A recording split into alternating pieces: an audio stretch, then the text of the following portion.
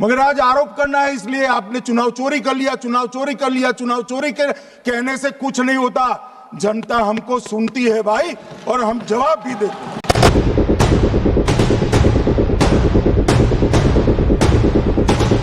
मैंने आज सुबह चुनाव आयुक्त के वहां जांच कराई। जांच मतलब कोई गोपनीय चीज नहीं पूछी है, आप इसका इशू मत बने। मैंने ये पूछा कि चुनाव सुधार के लिए मई 2014 के बाद कौन सी पार्टी से कितने आवेदन आपको मिले, क्योंकि चुनाव सुधार जो करना है इसकी प्रक्रिया क्या है। चुनाव सुधार सभी राजनीतिक दलों के साथ चर्चा कर कर चुनाव आयोग भारत सरकार के विधि मंत्रालय को भेजता है और विधि मंत्रालय इसका कानून बनाकर संसद के सामने रखता है। ये प्रक्रिया है। तो मैंने सोचा कि इतना बड़ा हो हल्ला हुआ तो ढेर सारे चुनाव सुधार कांग्रेस पार्टी ने दिए होंगे, तो मैं जरा उसका पूछा कर दूं, लगे हाथ तो इसकी भी बात कर लूं। इसमें गोपनीय क्या है? तो मैंने पूछा तो साहब मुझे एक रहस्य मालूम पड़ा कि आज तक मई 2014 से चुनाव आयोग को एक भी चुनाव सुधार का सुझाव कांग्रेस पार्टी से नहीं मिला। मान्यवर, मेरे स्टेटमेंट पर कायम हूं। नरेंद्र मोदी सरकार बनने के बाद आज तक कांग्रेस पार्टी ने चुनाव आयोग को एक भी चुनाव सुधार का प्रपोजल नहीं दिया। मान्यवर, ये कई बार मिलने गए हैं, मैंने उनका प्रेस कॉन्फ्रेंस भी देखा है। उनका प्रेस कॉन्फ्रेंस था चुनाव प्रक्रिया के अंदर उनका जो डिस्प्यूट है वो ऑनगोइंग इलेक्शन में इसको रजू करने का। चुनाव सुधार जो होता है, चुनाव के पहले चुनाव के नियम जो तय होते हैं, इसके लिए सभी दलों को बाकायदा पत्र लिखा जाता है और कोई मांगे तो उसको समय भी देना पड़ता है। ये दो अलग चीजें। माननीय गृहमंत्री, मान्यवर, एक मिनट गृहमंत्री। माननीय सदस्यगण, सदन का समय माननीय गृह मंत्री जी के वक्तव्य की समाप्ति तक बढ़ाया जाता है। माननीय गृह मंत्री जी। मान्यवर, कर विपक्ष के नेता ने 3 सवाल पूछे थे और 4 सुझाव दिए थे। पहला सवाल था मुख्य न्यायाधीश को चुनाव आयोग चयन समिति से बाहर क्यों निकाला गया, पहला सवाल था। दूसरा सवाल था दिसंबर 2003 में कानून बदलकर चुनाव आयोग को पूर्ण प्रतिरक्षा क्यों दी गई। और तीसरा शार्प क्वेश्चन था सीसीटीवी फुटेज 45 दिन में नष्ट करने का कानून क्यों लाए। कानून नहीं लाए हैं, सर्कुलर चुनाव आयोग ने इश्यू किया है, मगर ठीक है, हार्द में समझ रहा हूं, ये क्यों कर रहे हैं। ये 3 इसके जवाब थे। मान्यवर, मैं इसमें से सबसे पहले सवाल का जवाब देना चाहता हूं। मान्यवर, मुझे पूरा सुनकर जरा आप आपत्ति लीजिएगा, क्योंकि मैं बताऊंगा तो पास से ही, मगर वर्तमान का भी जवाब दूंगा। मान्यवर, 73 वर्ष तक इस देश में चुनाव आयोग की नियुक्ति का कोई कानून ही नहीं था। माननीय सभी सदस्य ध्यान से मुझे सुने, 73 साल तक इस देश में चुनाव आयोग की नियुक्ति का कोई कानून नहीं था। नियुक्ति प्रधानमंत्री सीधी कर देते थे। और मान्यवर, मैं आज ये पूरे देश को बताना चाहता हूं कि टोटल अब तक जितने चुनाव आयुक्त हुए और जितने मुख्य चुनाव आयुक्त और चुनाव आयुक्त, ये सभी इसी प्रकार से हुए। अब 2003 के कानून पर मैं बाद में आता हूं। 1950 से 1989 चुनाव आयोग एक सदस्यीय था। प्रावधान क्या था? कोई कानून नहीं था। प्रधानमंत्री जी फाइल भेजते थे राष्ट्रपति जी को और राष्ट्रपति जी नोटिफिकेशन बहाल नहीं करते।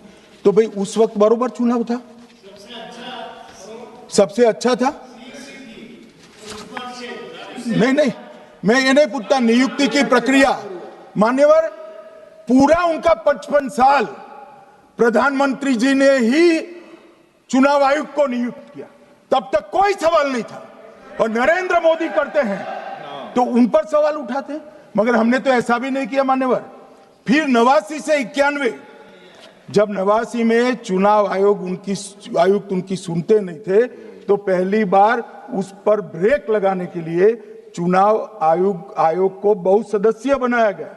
ये बिहार के चुनाव के कारण ही हुआ, परंतु वो भी प्रधानमंत्री की फाइल से ही अपॉइंट होते हैं। और मान्यवर 21 चुनाव आयुक्त, कमिश्नर और मुख्य चुनाव आयुक्त, और 21 और 29 इस प्रकार से हुए जिसमें कोई प्रधानमंत्री जी ही रखते थे। कांग्रेस पार्टी ने ही ये परंपरा बनाई थी, कानून भी कांग्रेस पार्टी ने बनाया था।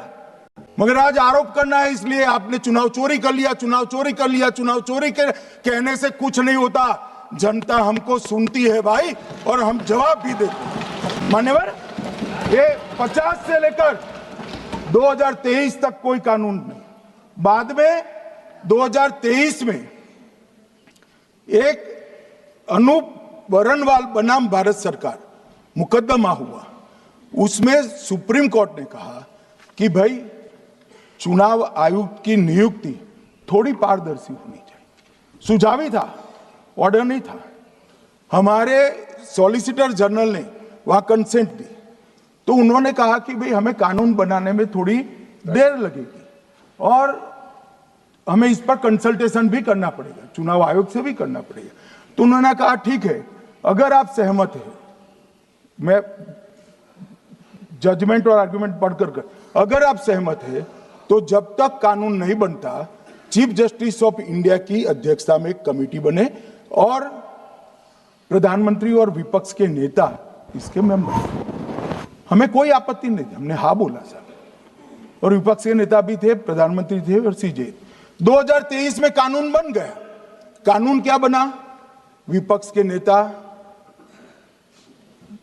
प्रधानमंत्री तय करेंगे, वो एक मंत्री और स्वयं प्रधानमंत्री, ये 3 लोग बैठकर चर्चा कर मेरिट्स में चुनाव आयुक्त और मुख्य चुनाव आयुक्त की नियुक्ति करेंगे। मान्यवर, हमारे टाइम में तो और पारदर्शी, ये कह रहे हैं हमारा तो 33% ही हिस्सा है। भाई 33% तो है ना, हमारा तो हिस्सा ही नहीं था। और मान्यवर, मैं रिकॉर्ड से बताता हूं, 2012 में सीयूसी की नियुक्ति होनी थी। अडवाणी जी ने सुझाव दिया लिखकर कि एक प्रणाली बना जाए, नहीं बनाया और BS संपत जी को सीधा चुनाव आयुक्त बना दिया। उसके बाद में भी एक व्यक्ति कैसे है इसकी चर्चा है। नवीन चावला, जिसको आपातकाल की भूमिका पर शाह आयोग ने कहा था ये निष्पक्ष नहीं है, उनको मुख्य चुनाव आयुक्त बना दिया। जबकि मुख्य चुनाव आयुक्त गोपाल स्वामी ने इनके खिलाफ पक्षपात के सबूत भी भेजे, खारिज कर दिया। मान्यवर, सुने नहीं। हमारे समय में ऐसा कभी नहीं हुआ है। हमारे समय पर विरोध होता है, मगर पक्षपात के सबूत किसने नहीं दिए हैं। और भाई, जहां तक 66% और 33% का सवाल है, आप कह रहे हो कि वहां 2 लोग होते हैं और आप एक होते हैं, ये तो हम तय नहीं करते हैं। 140 करोड़ की जनता तय करती है कौन 66 होगा और कौन 33। यहां कौन बैठेगा वो तो 140 करोड़ लोग तय करते हैं। वो आपके लिए तय करोगे तो आप 66 हो जाओगे, मगर आप तो 100 रख कर गए थे, हमने उसको 33 दे दिया। मान्यवर, ये क्या सवाल उठाते? और वो समझते हैं कि मैं बोलता हूं तो बस ये ब्रह्म वाक्य होगा। ऐसे नहीं होता है मान्यवर, हर चीज के तर्क होते हैं। इनका जो भाषण तैयार करते हैं वो भी ठीक से नहीं करते, रिसर्च नहीं करते।